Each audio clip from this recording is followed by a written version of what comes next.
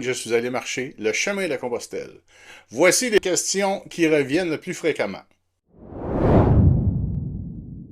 C'est une marche de 700-800 km pour se rendre à la cathédrale à Saint-Jacques-de-Compostelle.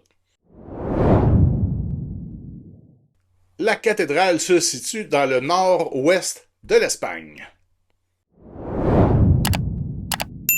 On débute ça à Saint-Jean-Pied-de-Port et on marche franc-ouest vers Santiago ou Saint-Jacques-de-Compostelle.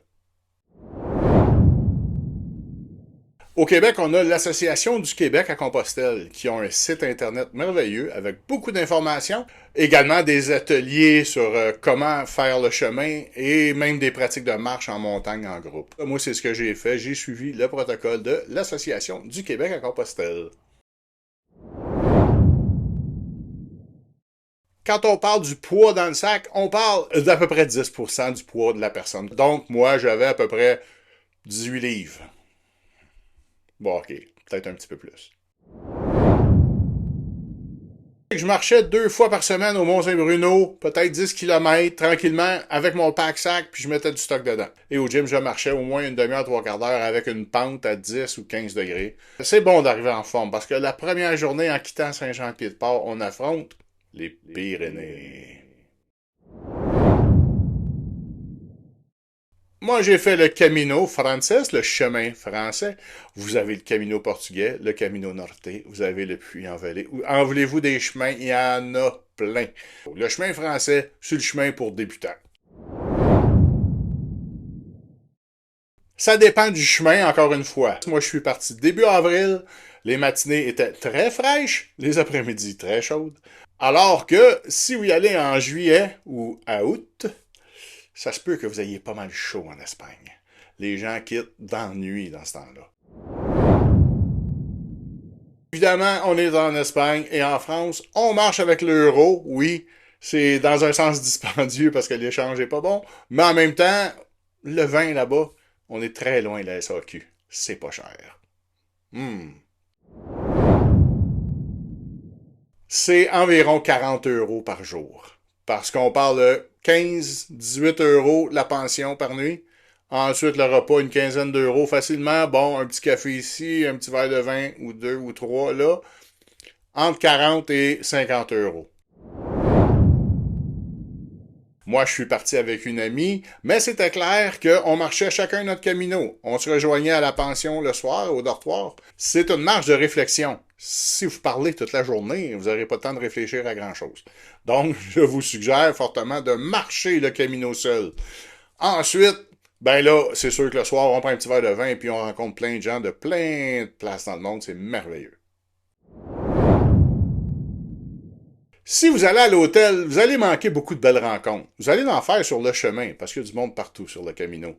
Mais dans les soupers communautaires, dans les dortoirs, on soupe, on rencontre plein de gens, puis quand on arrive aux dortoirs qui sont ultra propres, il manque, j'ai pas manqué d'eau chaude une fois, les gens qui sont dans ta chambre, t'as pris un verre avec ou quelque chose dans le genre. Là. Donc, c'est vraiment pas gênant, puis ça demeure une belle expérience. J'avais des appréhensions sur les dortoirs, et puis finalement, ça a très bien été.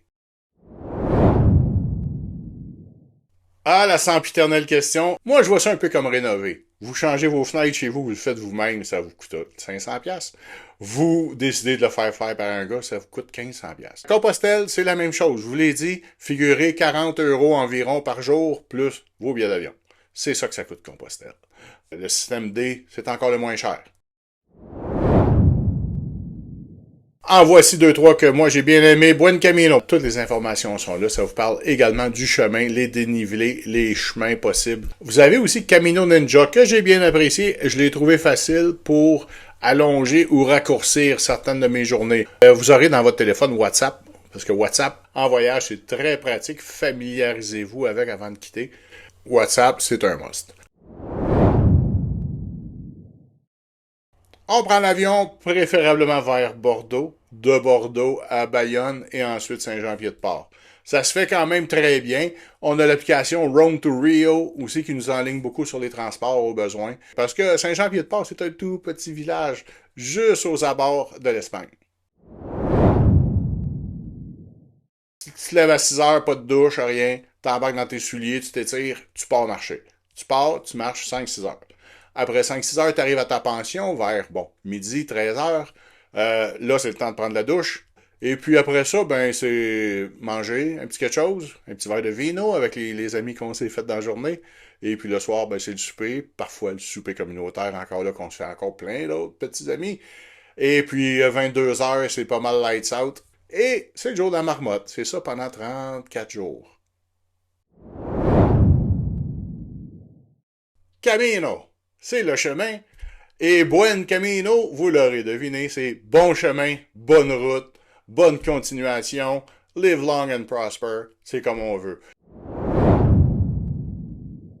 Le Camino se fait désormais en vélo, peut se faire aussi à cheval. Il se ferait même le chemin portugais en voilier. Bon, à moins de le faire seul, ça sera pas une grosse réflexion intérieure. Parce qu'avant tout, le Camino, c'est ça. Vous parlez à quelqu'un qui était parti 2 ans en voilier seul. Quand on jase avec quelqu'un, on réfléchit pas à notre vie, à nos vieux péchés, ou où vais-je, que fais-je, que sais-je, qui suis-je? Une crédentiale, c'est quoi? C'est ça, une crédentiale. Crédentiale, à chaque soir que vous rentrez dans une auberge, il étampe votre petit carton comme ça. Ça vous fait un beau souvenir. 2, ça montre que vous êtes un pèlerin officiel. Vous avez certains rabais dans certains dortoirs. Des repas de pèlerins et compagnie dans les restaurants aussi. Mais c'est ça, c'est votre passeport pour prouver que vous êtes un vrai de vrai. C'est un diplôme qu'on vous donne quand vous rentrez à Santiago, quand vous rentrez à Saint-Jacques-de-Compostelle. Votre périple est terminé. Vous pouvez demander la Compostela, qui est un diplôme. Littéralement, 16 par 9 ou 9 par 16, c'est le format que vous voulez. Cependant, pour l'avoir, il faut avoir 2 étampes par jour dans le dernier 100 km. Ça, c'est bien important. Si vous voulez votre Compostela. Vous vous demandez peut-être, ça a l'air de quoi? Il y a beau m'en parler. J'ai 6 épisodes qui sont sur YouTube présentement, si vous voulez regarder. J'ai tout filmé, tout documenté, mon chemin l'an passé, que je vous suggère d'aller jeter un coup d'œil là-dessus. Vous avez des questions? Juste à m'écrire, ça va me faire plaisir de vous répondre du mieux que je peux. Il y aura toujours, comme je dis, comme très bonne source de renseignement, l'Association du Québec à Compostelle. Sur ce, bonne marche et buen camino!